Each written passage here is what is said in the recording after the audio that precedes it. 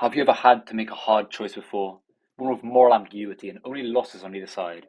Well, even if you haven't, you can still sympathize with Kanade Amakusa, an upstanding young man whose excellent personality and great reputation are dragged through the mud by his curse, the so-called absolute choice. A voice rings out in his ear and he's forced to make a choice between horrible outcomes. If he doesn't carry it out, he feels excruciating pain until he follows through.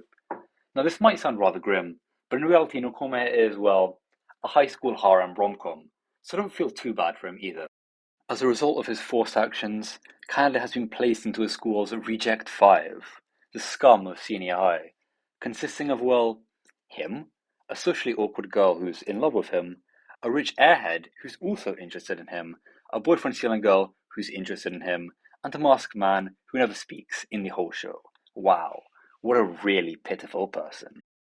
Yet, Canada wants to get rid of his curse through the single way possible, clearing the trials of God, which, despite the name, is just a bunch of time-limited choices with bigger consequences. With the assistance of his lolly teacher, he goes out on a quest to cure himself of degeneracy by doing degeneracy. Choice 1. Would you rather a beautiful girl falls from the sky, or you kiss your elderly neighbor? Guess what he chooses. Although it would have been quite a twist if the person falling from the sky just died as a result of his choice. It really would have put a different spin on the show. But anyway, now Canada not only has to go through the trials, but also take care of an amnesiac, food-loving girl at the same time. This might start sounding like a lot already, but the show really does just get more and more absurd as time goes on. Would you believe me if I said that a major plot point of this show is actually based on silicone breast implants?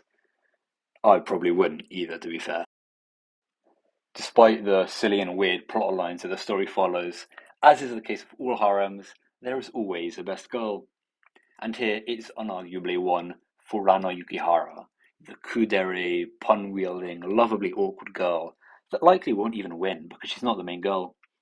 She's so sweet in her feelings for him, and why she fell for him is so pure that I just can't handle it. Perhaps fortunately, Noucome is dead. So she might never win, but she'll definitely never lose.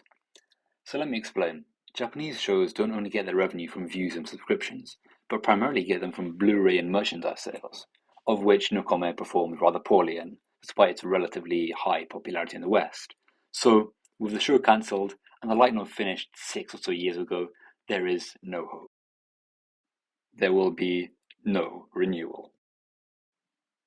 Regardless, I personally really enjoyed parts of the show, mainly those with Furano, and the comedy is pretty much on point most of the time. I'm actually not a massive harem lover, so I found parts of this kind of awkward, but Chocolate was okay, I guess.